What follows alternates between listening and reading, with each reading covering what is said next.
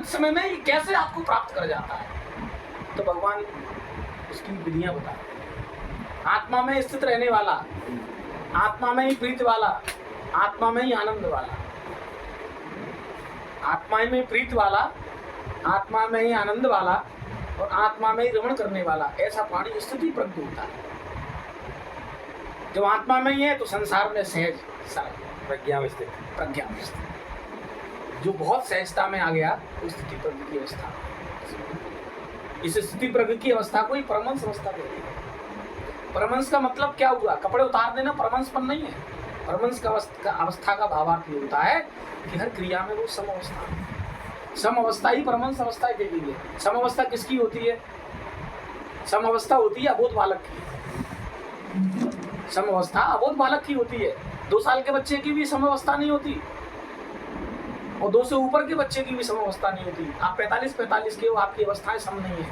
2 शब्द कटु किसी ने बोल दिया, मन विक्षिप्त हो जाता है, दुश्मनी पाल लेते हो उससे महीनों और सालों की। और बच्चे में आप आया, आपने गलती से उसमें एक धीरे से चटका दिया, 2 मिनट रुके जाएगा, तीसरे क्षण फिर आएगा, आपकी गोदी में बैठ जाएगा। इतनी सहजता नहीं है। तो भगवान कहते हैं आत्मा में रमण करने वाला, आत्मा में प्रीत करने वाला, आत्मा में ही आराम करने वाला, ऐसा प्राणी है अर्जुन स्थिति पर क्या। जैसे कछुआ अपने समस्त अंगों को समेट लेता है, ऐसे ही ज्ञानी भी अपनी समस्त इंद्रियों से विषयों को समेट लेता है। विषयों से इंद्रिय को समेट के अपने आप में स्थिर कर लेता है, वो स्थिति प्रज्ञ कहलाता है। जो बहुत अधिक सुख में सुखी नहीं होता, जो बहुत अधिक दुख में दुखी नहीं होता, जो दोनों अवस्थाओं में सम रहता है, ये अर्जुन वो स्थिति प्रज्ञ कहलाता है। और स्थिति प्रज्ञ की क्या भाषा है? जितनी अवस्थाएं भगवान श्री कृष्ण ने स्थिति प्रज्ञ की बताई है, इन्हें लक्षणों वाला जीव स्थिति प्रज्ञ रहता है। और बोले और स्थिति प्रज्ञ जो है वो आपके संकल्प विकल्प से परे रहता है, क्योंकि स्थिति प्रज्ञता की ओर जब बढ़ता है, वो योग में जब आरूढ़ होता है तो आरूढ़ में ये संकल्प विकल्प बाधा है, स्थिति प्रज्ञ इससे परे होता है। इतने सारे स्थिति प्रज्ञ की सिस्टम भगवान ने दिए। तो संतों का केवल रूप दर्शन नहीं है। हम जाते हैं रूप दर्शन करने, और संतों के सही मायने में रूप दर्शन भी नहीं ढंग से करते। हम संतों के वैभव का दर्शन कर रहे हैं।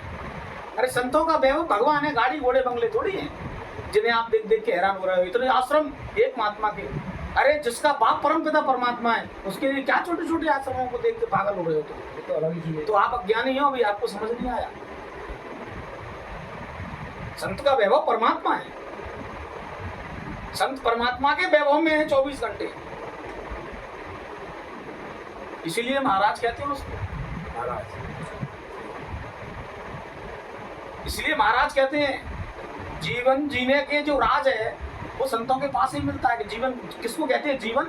और किसको कहते हैं? जीना। ये जीवन का जो राज है ना, ये संतों के पास है। और किन संतों के पास? स्थिति प्रज्ञ संतों के पास।